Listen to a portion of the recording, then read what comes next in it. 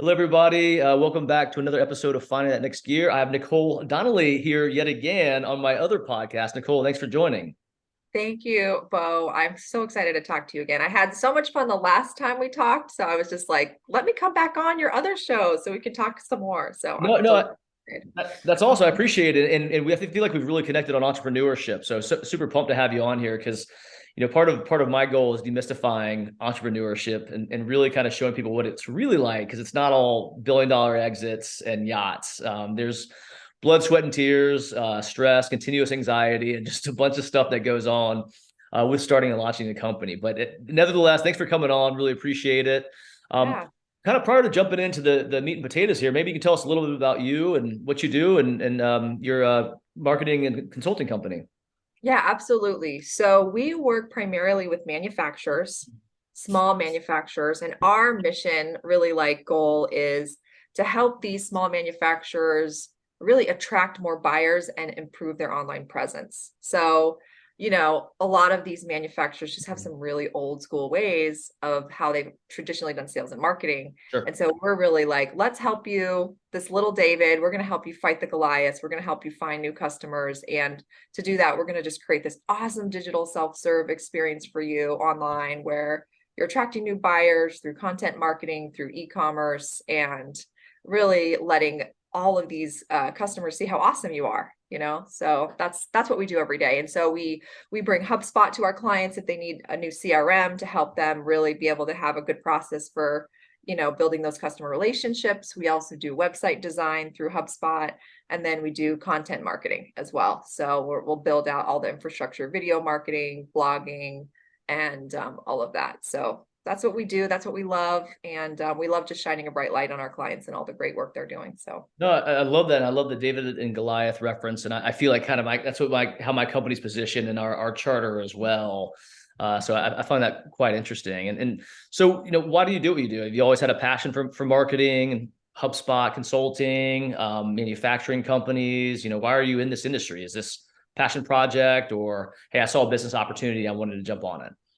great question. So I worked for a manufacturing company in-house doing marketing Mhm.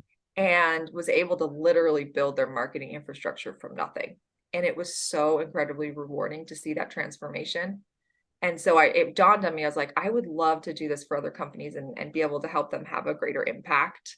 And I knew that if I stayed at that company, kept doing what I was doing there, it would have been great. But I just was really motivated, inspired. I just wanted to be able to impact and help more companies. And so that was kind of what started my journey. And I just love manufacturing. I think they're the backbone of our economy. I think they just do so much great work, and there's just so much opportunity for them to shine. So that's kind of why I decided to kind of go more in that direction. Yeah. And so I was thinking about it's kind of funny and serendipitous how it happened. I had been thinking about, just going off and taking on my employer as a client, and I've been thinking about it for a while. And out of the blue, I was even starting to put together a marketing plan to do this, so I could provide the same kind of fractional services for other companies. Sure. And out of the blue, I got contacted by another employer that I had worked with before, who said, "We would love to have you come and help us with our marketing."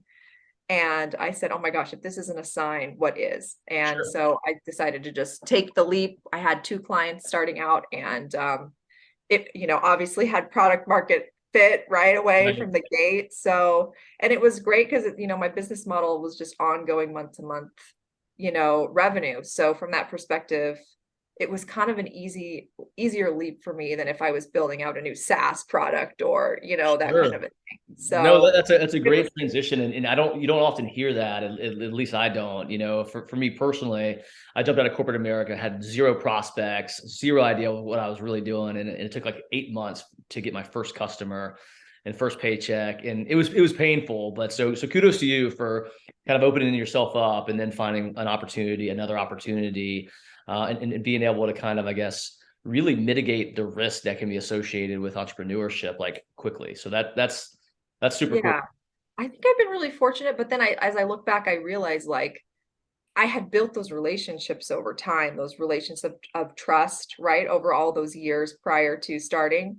Mhm. So, for anyone else out there who's thinking about starting a business, maybe just like having the patience to just nurture those relationships, because you never know what's going to end up happening and where you're going to end up. So like, if you're in your 20s and you really have a dream of starting your own business, just like my recommendation is do great work where you're at, build those really strong relationships where you're at now. And eventually those, it's your relationships that make all the difference, frankly. So too, you have to ask for it. You know what I mean? Like Yeah, if you find that's yourself in a true. position similar to where you are, where hey, I've got this idea, I want to go out on my own. I feel like too, where a lot of people fail is they don't literally ask for the business or ask their employer if they'd be open to, hey, I want to go independent. I want to be a contractor. And going back to your point earlier, if you don't have those strong relationships, I mean, you may be hard pressed to convert them. But if you do, then the True.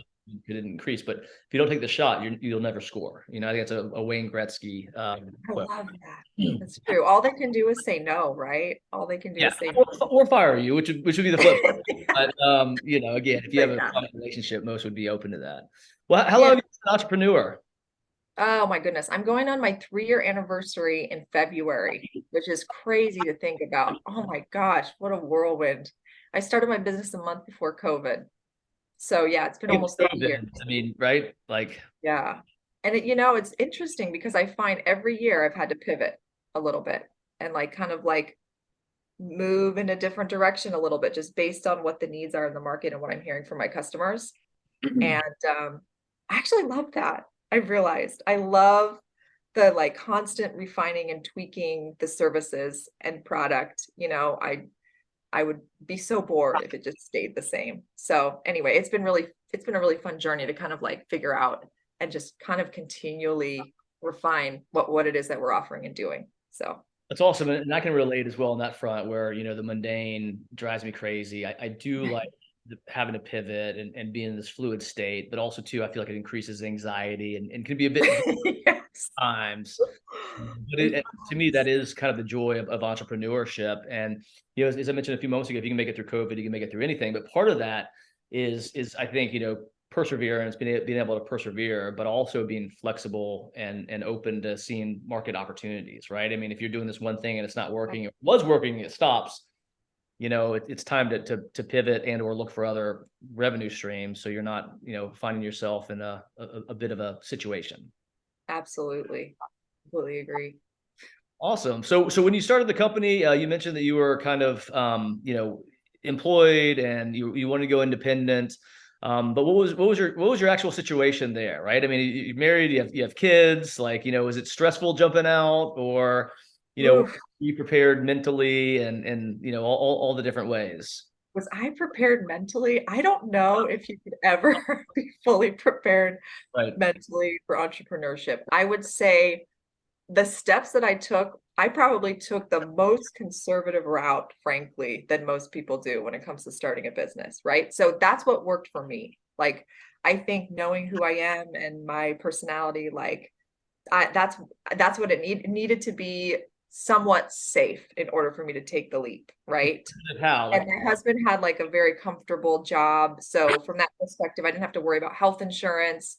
It mm, really was just kind of like a passion dream project for me. So I mean, it's just been really fortunate how it all came together in that way. And my husband, I will tell you, I have been wanting to be an entrepreneur for sheesh, decades. My dad was a successful entrepreneur, my grandfather, my great grandfather. So it's like it's in I your truly blood. it's like in my blood. It's like this legacy that just I feel compelled. I have to just honor. So I've always just had this deep, deep dream to do it. And I've brought several ideas to my husband over the years. And my husband is very much not the opposite of me, which is such a blessing. Oh my gosh, I can't tell you like how he makes me a better entrepreneur, frankly. Like he is the person who's like challenges me and says, "Are you sure about that? Or have you thought about this?" And I hate him for it. Like I Sure. get so mad in the moment. I'm like, Keeps you grounded. can't yeah, he keeps me grounded. And I'm like, can't you just be my cheerleader? You know? And I realize like I need to be challenged. Like I thrive. I've realized this over time. Like I thrive when someone challenges me. I like as much as it annoys me, it makes me better. And so he's always challenged me. So I've come to him with like these different business ideas over the years, and He's always put holes in all of them. I remember one time I came to him, I was like, I want to franchise it, oh, this was a terrible idea. This would have been terrible. I love to travel. I'm going to tell you this. This would have been the most awful disaster. So I love to travel, and I had this idea, like, what if I started a franchise? I franchised out a travel agency, and I just started like booking, I love to travel. I love planning trips. What if I did this? And I was like really heavily looking into this probably 6 months before COVID hit. Wow. And my husband was like, this is a crazy idea. What are you thinking? This Yes. was before COVID. He's like, he was basically like, why would you do this when you're marketing and having great success with what you're doing now? Why don't you just follow that path? Right. Sure. And he challenged me hard on it. And he was absolutely right. He was absolutely I right. think that, well, I think that industry too, though, I mean, it got hammered during COVID. And so, yes, maybe that Yes. wasn't the right, thing to do, or maybe it's just the timing was off, right? I mean, 2 years from now, Right. maybe it's going to be a great, Yeah, concept you never and know. idea to roll out. But Yeah. no, I can relate as well. I'm kind of a dreamer, like kind of, Yeah. love just to kind of think about what ifs, and my wife as well, my spouse, similar. It's she's very, black or white, and I'm very much gray, and she kind of helps Oh, ground me, which is good because I do need to be challenged as well. So I can completely relate there.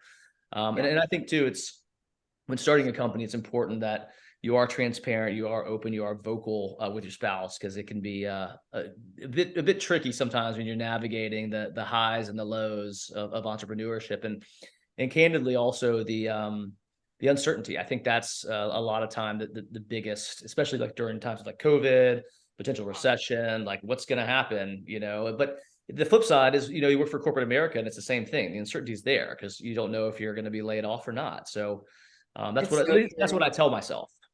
Yeah, to make yourself sleep at least a little better at night.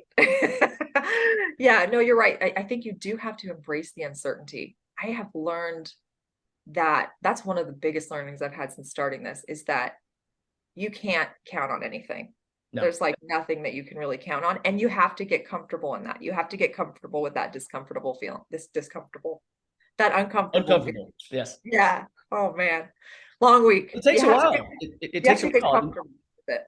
Sorry, Yeah. yeah, no, it takes a while. I think the best advice I got, well, some of the piece of good advice that I received was embrace the sleepless nights. You know what I mean? Like I wake up every night at 3 o'clock ish, and just kind of it's like a 5 minute, 10 minute kind of situation, but learn to embrace it. That's part of it. And sometimes I'll think of something critical and I'll write it down. Other times, just swirling around the next day. But I've learned to embrace that. It still sucks. I wish it would go away, but sometimes you have to embrace the negative aspects of entrepreneurship. Otherwise, it can eat you alive. Yeah, that's so true. You do have to give yourself grace. You have You to give do. yourself grace. Well, was And there the defining moment when you started your company? Like, did you like? I mean, was there a day where you knew it was time?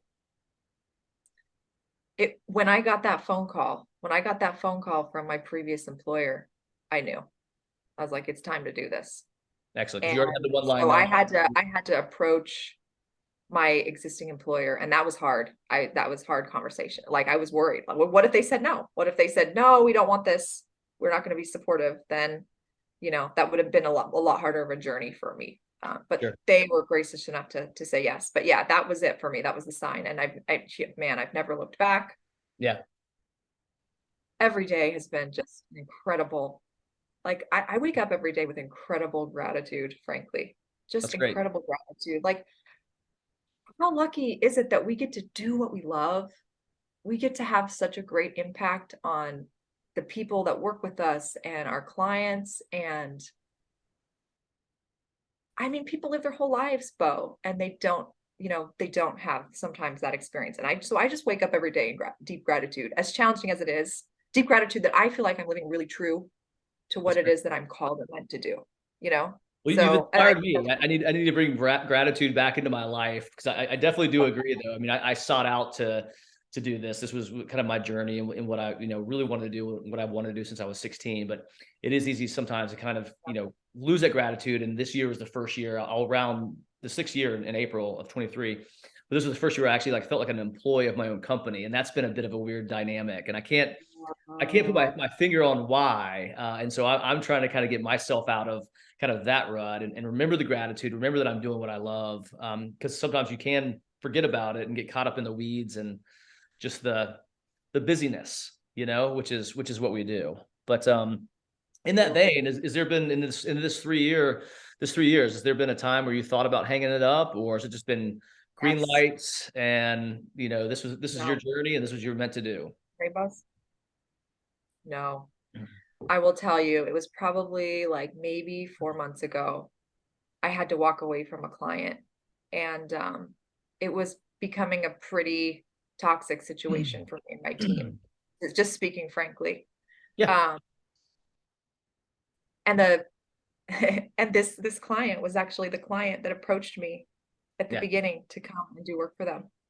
So they were like the impetus for me to start my business. And you know, it just came to a point where the expectations that they had and the way that they were, there was a misalignment of values, I'll say, in sure. terms of how they, like, I pride myself on just being really authentic and creating a culture where people can feel vulnerable and safe.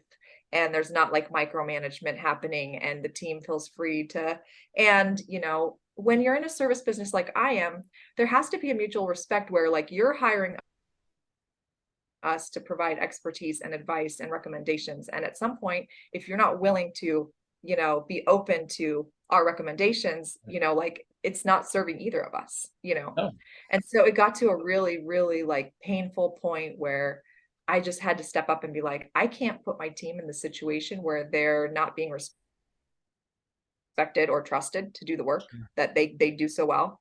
And I had to have a really difficult conversation with this client who I have had a personal relationship with for a long time. Right. So that was incredibly painful. And it was a really large account. Mhm. I wasn't like just, this was a large account. And so I have, it's not like it's just me. I have an employee, I have contractors that I work with. So I had to think Sure. about the fact that like, okay, I've got to make sure financially this works for my employee and, all of that. And so it was a really stressful situation for me emotionally from a business perspective standpoint. But like, I knew at the end of the day, Bo, I was like, I have to stay true to my values and and what I'm trying, the values that I'm trying to like hold true to for my team.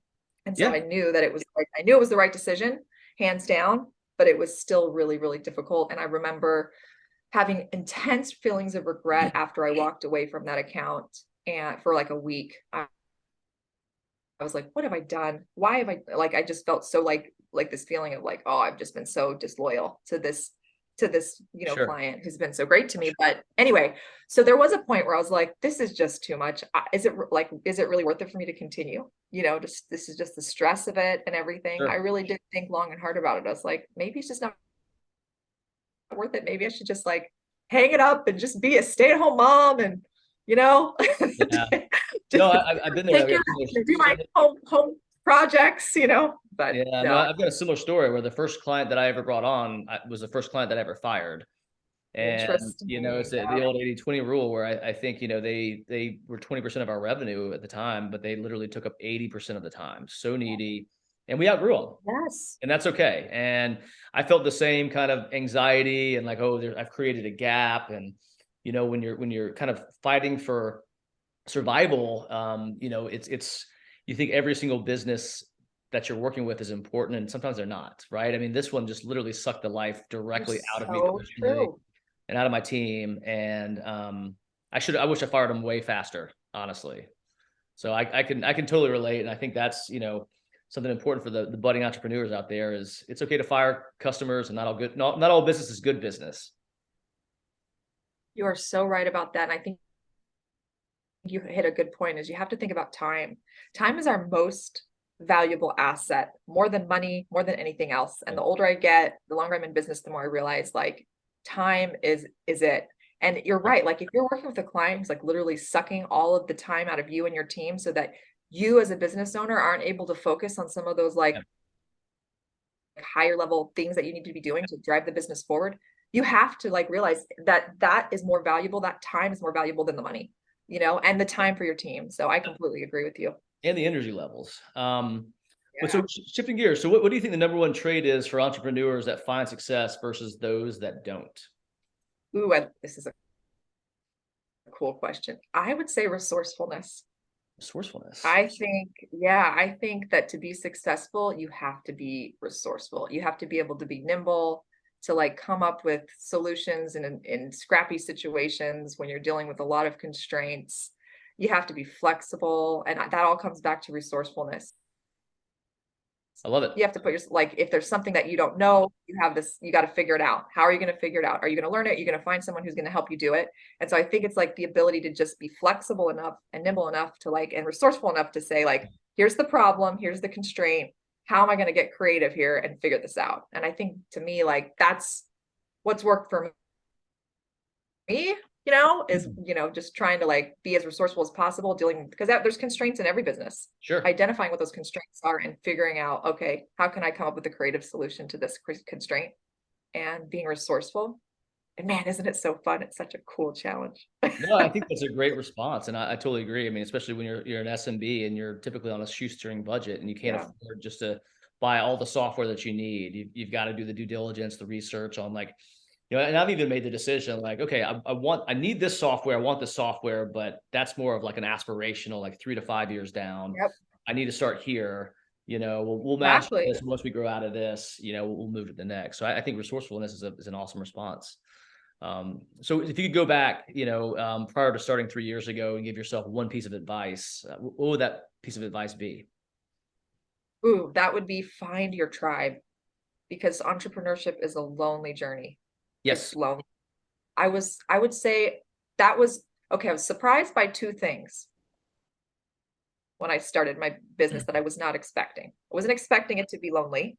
And I Yeah. wasn't expecting it to be like all consuming, like day and night, like you can't stop thinking about it, Right. So those are the two things I was surprised by. But I think like find your tribe, like, get active on LinkedIn, connect with other people in your industry, you get involved with your chamber of commerce, like network, and find the people that are going to be there to support you when you have those hard days, I agree. because they're going to be hard days. Like, you have to embrace the fact that it's a roller coaster, and you got to stay even, and having people who are in it and experiencing like entrepreneurship, it's great to have people who can just be in it with you. It just really helps. No, I So totally relate, and I didn't think about that, the first 3 4 years in for whatever reason, and I was just kind of on my own, and most of the people that I'm around have corporate jobs and don't understand first off yeah, what I actually do, and second of all don't understand what it's like to be an entrepreneur, and so I just find myself not really talking to people, and I've since found some folks that I talk to, and we have conversations, and it's all about entrepreneurship and the family aspect, the business aspect, and just the whole encompassing thing. And that's been very cathartic to me personally, is having a tribe. And it's funny when I have these conversations, I'd say greater than 50% of the folks that I talk to say the same thing, that it's lonely, it's scary, but yeah, having people that are in your exact same situation is extremely helpful. So I yeah. appreciate that insight, Nicole. Well, let's jump into the lightning round here. 6 quick questions. Give me your best answer. So, what's your favorite aspect of being your own boss? Ooh, oh, this is fun. Well, man, I get to choose exactly. This isn't a lightning round answer, but I get to build it exactly. That's the way that I want to, in alignment with what my values are. And I have, I get to make this vision come to life. Yeah. That's what I love most about it. I love leading a team. I love the team that I work with. They're incredible rock stars. And so I think that's what I love. I love just being able to help lead them and get them fired up and excited about the impact that we're having, you No, know? I love that. I love that answer, and I feel the same. It's leading the charge versus having somebody tell me, "Hey, you need to do these things." It's like, dude, no, I got it. I'm a self Yeah. starter. I don't need that much direction. So I appreciate that answer. Least favorite part about being your own boss? Oh, least favorite part. The buck stops with you every time, and that can be stressful. Totally. So if there's a client deliverable that needs to get done, it stops with you. You got to make sure it goes out and gets done every single time. Like, Yes. and so sometimes that's stressful because when you care, and I think as entrepreneurs, we all care. Like we just care so freaking much Right. about doing good work. So that's the hardest part is like, dealing with that, managing that part of it. Yeah, and I Yeah. think too, like decision fatigue. I get tired of just making Oh, decisions all the time, and just want it to be easy sometimes. But oh, what's I'm your so glad you mentioned that decision fatigue because I got to tell you, my daughter, I have an 8-year-old daughter. Well, she's almost 8. And the decision fatigue is so real. Like she sits there and she's in this phase now where she asks questions all day, like throughout all the hours of the day. I can't, it's just question after question after question. And literally I have to tell her like, honey, mommy needs a question yes, break. Like yes, I can't answer any more questions. I already have decision fatigue from work. But I think one thing that's really helped me there too is like as much as possible, because struggle with decision fatigue, is I try to push decision making down as much as I possibly can and sure. try to empower the team to feel like they can make those decisions so that it doesn't always roll up to me. So, so that's something I found that's really helped me manage that because that's a real problem for me. Yeah, no, no, I agree. And but for the record, I've got two girls, 7 and 9, and so I'm continuously being peppered with questions, 24/7, and love it. But yeah, sometimes I just tell them like, "Hey, I'm on break. Like, we'll resume in 15, 20 minutes, but I need some downtime." What Yeah. about your biggest success? And then the follow up to that would be the biggest failure. Biggest success has probably been this year. Our company grew 80% this year. It was a huge Nice. year for the company. We took a lot of Congrats. new accounts on. And so I would say that's been the biggest success is being able to scale this year and have that lot of growth, and build a team that can really just knock it out. So I've been really proud of like the culture that we're building, the team that we're building, and the work that we're doing for our clients. So that's been really Congratulations. rewarding for me to watch. Thanks. That's Yeah, great. I'm excited about it. It's been a great year. Yeah, and biggest failure. Ooh, I would say probably my biggest failure would be I lost an account. Um, and this one really hurt. And it was a difficult account because their business was struggling. They were in an industry that was pretty much going through a lot of transition. And so they were in a position where they kind of had to make some hard choices about how they were going to change almost their whole entire business strategy in order you know, to remain competitive in their Sure. market because there's a lot of shifting and there's a lot of rolling up happening. So anyway, and it just, the work that we were doing, they just came one day and they just said, look, we're gonna have to close down shop in like 3 months because Mhm. it's getting so bad. And that was a big failure for me because I felt like we had tried so hard Yeah. to try to get some traction, and get them some more new customers and everything. And we just, all the vanity metrics were there. We did all kinds of video marketing. We redesigned their website and it was beautiful and inbound content. And they just didn't have enough time. There wasn't enough time for them. They had to make the hard decision. Sure. And that was I got off that call and I just cried and I was like, "Oh my gosh, I failed them." It Yeah. was awful. That was a big failure, but it was a good learning experience because I realized that in future, if I have a client in that situation, I have to realize that I can't do everything for them. Number one, I can't save their business, right? Like Right. that's not my responsibility to save their business. Number two, I have to push back. And if I like, that's one thing I regretted is I didn't push on them enough to say, you really need to make a change. I had presented to them the problem. I told them like, this is what the landscape looks like. This is a problem and this is what we recommend, and put together a plan for them, but they didn't implement on it and I didn't push them hard enough. So I feel like that was something I learned in future with my accounts is like, I go in and put a marketing plan together for them. And if they're not adhering to it, I have to push on them. Right. I can't just let them run over, and just. So anyway, Well, I mean, that's the kind of, when a failure happens, and we've all had them, you feel bad about it in a situation, but I feel it's really always just a good learning experience down the road, and you learn what not to do. And My Oh, biggest yeah. my failures personally have always led to me making better decisions in the future on how to manage clients, how to manage my time, etc. So yeah, they're tough when you're in it, but a lot of times, if you're so inclined, it can be a really nice learning experience. All right, last question for you. What's the hardest part about having your Yeah. own business? Oof, the hardest part about having my own business is the challenge of it. It's just really hard. Every day is a different challenge. It changes all the time. The needs change, and it's the hardest part, but it's also the part I love the most. So Yeah. I feel like I am crazy because I just love the hard. I'm like the girl that when I go on a hike, I like when the hill comes, I go faster up the hill. Like Yes. when I'm at Orange Theory and they say, okay, it's all out pace now. I'm like, I'm all out, Yeah. So it's just how I'm You got to wired. sprint the hills. You got to sprint the hills, and then you can walk. The Gotta crest of sprint down. the freaking hills. Yeah. Yeah. Absolutely. And I just that's what I love about it. I just love the challenge of it. It really drives me. And it's just how my brain is wired. My brain doesn't shut down. That's I just both a have a blessing and a very, curse. very active brain. It's a Yeah. very active mind and I can't shut it down. So I might as well channel it. Might as well. Yeah. So that's my story. Yeah, both a blessing and a curse. All right. Well, Nicole, really appreciate you coming on. Where can people find you? They can find me at LinkedIn. My LinkedIn profile is Nicole-Donnelly-DMG. And my website is donnellymgroup.com. That's DONNELLY mgroup.com.